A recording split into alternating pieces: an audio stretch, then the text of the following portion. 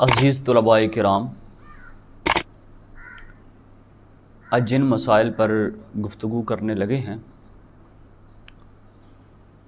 وہ یہ ہیں کہ کن عیوب کی بنا پر قربانی جائز نہیں ہوتی۔ مطلب جن جانوروں میں کوئی عیب ہو اور کتنا عیب ہو قربانی جائز نہیں ہے۔ پہلی بات یہ ہے، ایک عیب ہوتا ہے چھوٹا سا اور ایک عیب ہوتا ہے زیادہ۔ جو عیب مختصر ہو، معمولی ہو، دیکھنے سے نظر نہ آتا ہو تو ان کی قربانی تو جائز ہے، لیکن جو عیب بڑا ہو، دیکھنے میں نظر بھی آتا ہو اور واضح ہو، تو اگر جس جانور میں وہ عیب پایا جائے تو اس کی قربانی جائز نہیں ہے۔ اس کی تھوڑا سی تفصیل میں جاتے ہیں۔ جس جانور کی ناک کٹی ہوئی ہے، ناک کٹی ہوئی ہو تو اس کی قربانی درست نہیں ہے۔ جس کی ناک کٹی ہوئی ہو تو اس کی قربانی درست نہیں ہے، یہ فتاوی عالمگیری میں موجود ہے۔ جس جانور کی زبان کٹی ہوئی ہو، جس کی وجہ سے وہ چارہ گھاس وغیرہ نہ کھا سکے، تو اس جانور کی بھی قربانی درست نہیں ہے۔ جس کا ناک کٹا ہوا ہو اس کی بھی، اور جس کی زبان کٹی ہوئی ہے اور وہ گھاس نہیں کھا سکتا تو اس جانور کی قربانی درست نہیں ہے۔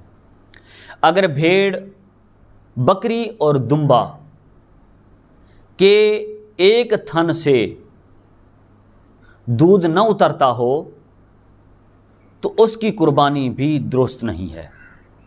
یعنی بکری ہے یا اسی طرح بھیڑ ہے، آپ دمبا کہتے ہیں یا دمبی کہتے ہیں، یعنی کہ جو مادہ ہوتی ہے، ان کے دو تھن ہوتے ہیں، بکری کے بھی اور بھیڑ کے بھی اور دمبی کے بھی۔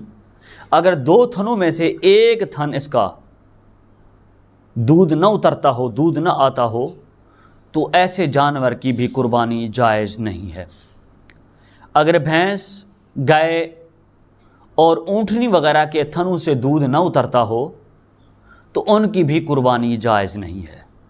یعنی جانور جتنے بھی جانور ہیں، چاہے دو تھنوں والے ہیں، چاہے چار تھنوں والے ہیں، اگر ان میں سے ایک تھن ایسا ہے جس میں سے دودھ نہیں اترتا تو ان جانوروں کی قربانی جائز نہیں ہے۔ ہاں، اگلا مسئلہ یہ ہے کہ جس جانور کا تھن کٹا ہوا ہو، تھن ہے کٹا ہوا ہے، یا اس طرح زخمی ہوا کہ بچے کو دودھ وہ نہیں پلا سکتی، ایک تھن کٹ گیا یا کٹا نہیں بلکہ کوئی چیز لگی ہے جس کی وجہ سے وہ زخمی ہو گیا ہے اور وہ اپنے بچے کو دودھ نہیں پلا سکتی، تو اس کی بھی قربانی درست نہیں ہے، جائز نہیں ہے۔ اور جس جانور کا مرض ظاہر ہو، یعنی کہ جو بھی اس کی مرض ہے، بیماری ہے، وہ ظاہر ہے، اندرونی نہیں ہے، بیرونی ہے، سامنے نظر آ رہی ہے، تو اس جانور کی بھی قربانی جائز نہیں ہے۔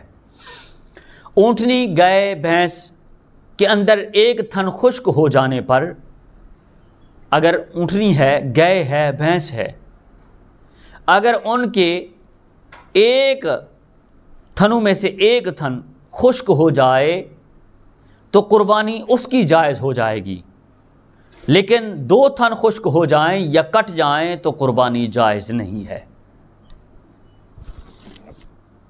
اگر اونٹنی ہے، گائے ہے، بھینس ہے، اس کا جو تھن ہے وہ پورے کا پورا صحیح سلامت ہے، لیکن دودھ خشک ہو گیا ہے، دودھ سوکھ گیا ہے، پہلے آتا تھا دودھ، اب دودھ نہیں آتا، تو دودھ نہ آنے کی وجہ سے، خشک ہو جانے کی وجہ سے دودھ کی جو تھن کی مقدار ہے، لمبائی چوڑائی جو ہے وہ بالکل برابر ہے، دوسرے تھنوں کے برابر ہے، تو اس کی قربانی جائز ہے۔